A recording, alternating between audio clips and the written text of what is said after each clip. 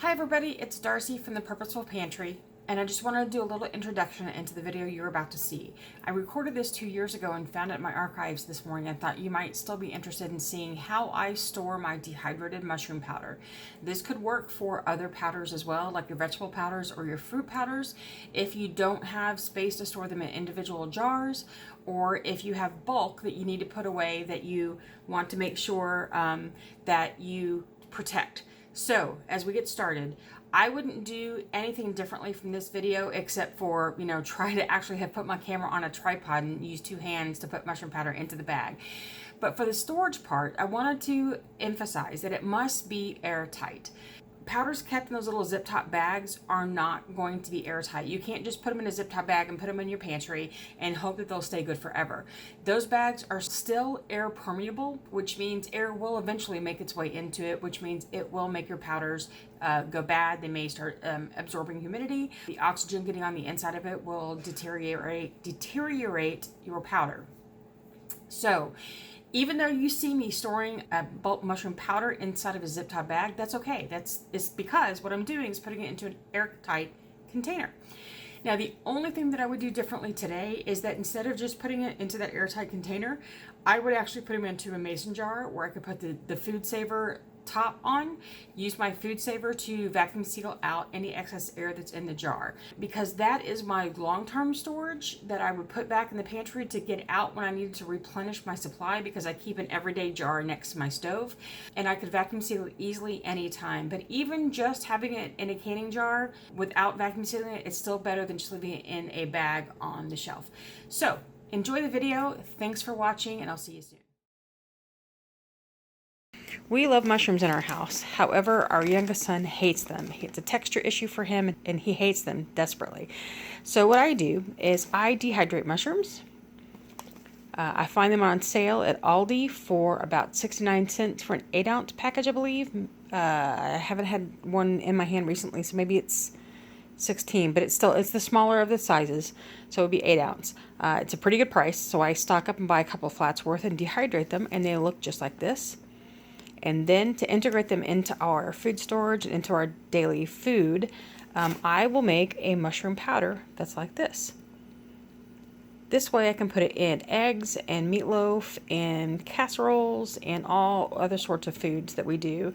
My youngest son then doesn't have to actually eat a mushroom because he hates the texture, and we get to enjoy the mushroom flavor in just about everything we do. What I have done in the past is store my mushroom powder in jars like this. However, what happens is I'm a big klutz, and occasionally I will drop a jar. And when I keep my dehydrated products in glass jars, I like the look, I like the convenience. However, not being able to rescue that dehydrated food just kills me if I drop something and it breaks, because you cannot trust that there are no glass shards or powder inside your food, and you can't use it and have to throw it away. So instead, I've come up with a different plan, and it's worked really well for me so far, and now I'm about to transfer all of my mushroom powder that way. So I wanted to take you along with me when I do it. Here is the basic idea. Normally, I might actually use my food saver to vacuum seal all of this, and I would do it with almost any other dehydrated products I have. But for powders, I have found it just makes a bigger mess than I'm wanting to do. So I do this instead. I will put the powders into a zip top bag, date it and mark it so that we know exactly what it is, and put them in to container jars like this. This happens to be an IKEA jar that they no longer sell at IKEA, which is sad because I love this to store all of my food in. But you could put it into a plastic jar, a Rubbermaid tote, any kind of tote that would store.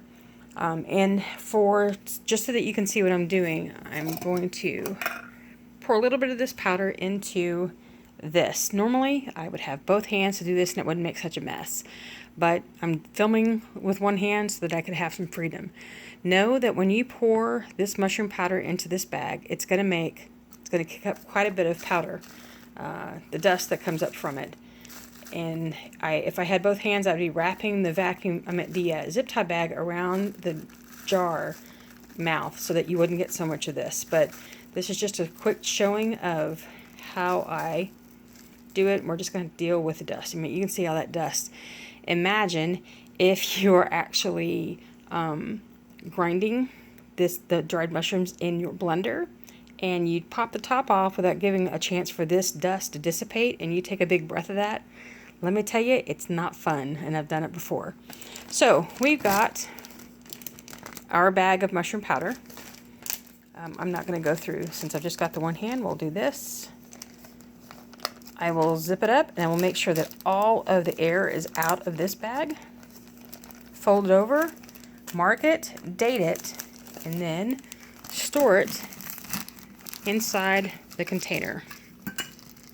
I can probably get at least 2 jars into this large container. Then this will store in my pantry with the rest of my dehydrated products. And I can know that if I drop this jar and it shatters, the stuff that's on the inside is still protected. And in order to check to make sure, I can pull a bag out and squeeze. And if I see a puff of smoke, then I know that, or a puff of mushroom powder dust, I'll know that this has been compromised. And I'll want to look at some way of either trying to save what's there or throw this one away. But everything else in the jar will still be okay. Just a quick video to let you know how I take care of this. I hope you enjoyed it. Give me a thumbs up if you did. And I'd love it if you would post in the comments if you actually do dehydrate mushrooms, or if you make powder and how you store it, and let me know what you think. Thanks very much for watching, and I'll see you next time.